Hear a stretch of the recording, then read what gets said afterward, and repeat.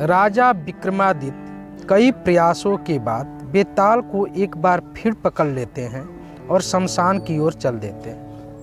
हर बार की तरह इस बार भी बेताल नई कहानी सुनाना शुरू करता है।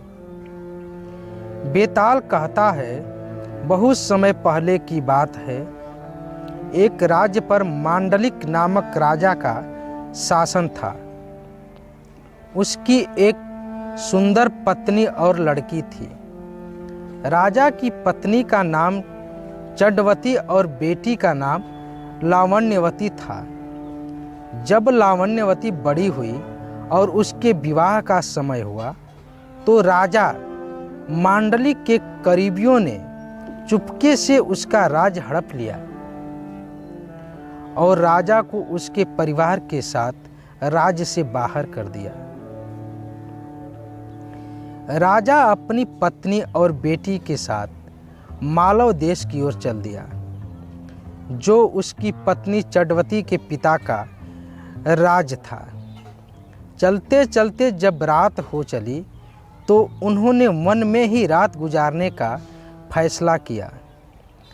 राजा ने पत्नी और बेटी से कहा कि तुम जाकर कहीं छिप जाओ, क्योंकि यहाँ पास में भीलों का इलाका है।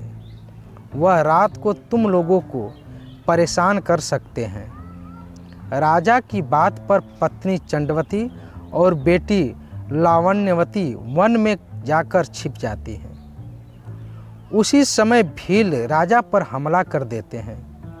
राजा बड़ी बहादुरी से भीलों से लड़ता है, लेकिन अंत में मारा जाता है।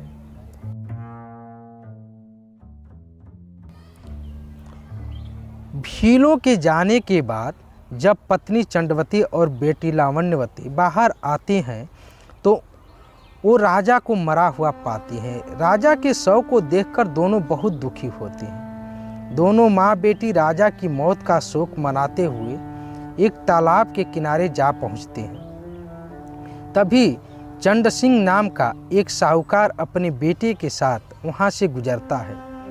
उसे रास्ते में दो महिलाओं के पैर के निशान दिखाई देते हैं। यह देखकर साहूकार ने अपने बेटे से कहा, अगर ये स्त्रियां मिल जाएं तो जिससे चाहो तुम शादी कर लेना। पिता की यह बात सुनकर बेटा कहता है, पिताजी, छोटे पैर वाली उम्र में भी कम होगी, इसलिए मैं छोटे पैर वाली से ही शादी करूंगा। आप बड़े पैर वाले से शादी कर लेना। साहूकार की शादी करने की इच्छा नहीं थी, लेकिन बेटे के बार बार जोर देने पर वह राजी हो जाता है। वो दोनों उत्सुकता से उन पैरों के निशान वाली महिलाओं को ढूंढने में जुट जाते हैं। दोनों जब स्त्रियों को ढूंढते ढूंढते तालाब के पास पहुंचते हैं तो उन्हें वो दो सुंदर स्त्रियां दिखाई देती हैं। साहूकार आगे बढ़कर स्त्रियों से उनका परिचय पूछता है तो रानी चंडवती सारी आप बीती साहूकार को बता देती है। रानी की बात सुनकर साहूकार दोनों स्त्रियों को सहारा देने के लिए अपने घर ले जाता है। संयोग से रानी चंडवती के पैर छोटे और बेटी लावण्यवती के पैर बड़े थे।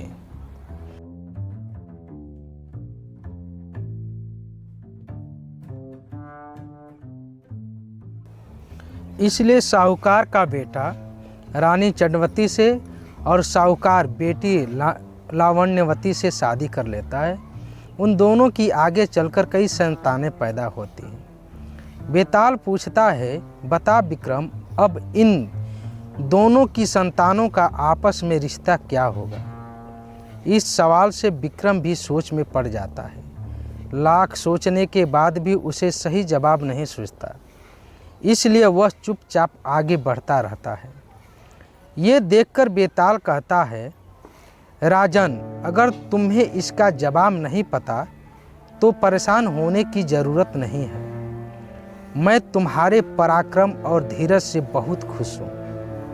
मैं इस मुर्दे से निकल जाता हूँ और तुम इस मुर्दे को अपने वादे के अनुसार योगी के पास ले जा सकते हो।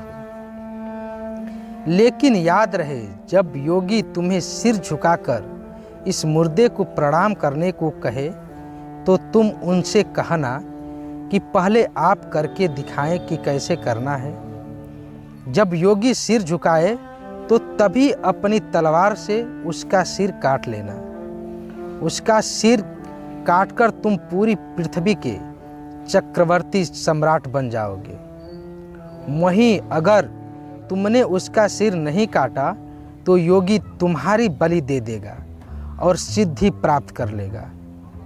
इतना कहते ही बेताल ने मुर्दे का शरीर छोड़ दिया और राजा विक्रम मुर्दे का शरीर लेकर योगी के पास पहुंच जाते हैं। इस प्रकार रिश्ता क्या हुआ, विक्रम और बेताल की एक अद्भुत कथा समाप्त होती है।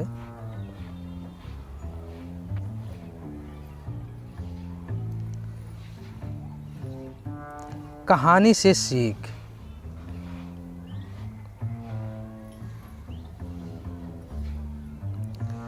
बिना तथ्य को जाने किसी भी फैसले को नहीं लेना चाहिए। इससे आगे चलकर परेशानी हो सकती है। साथियों,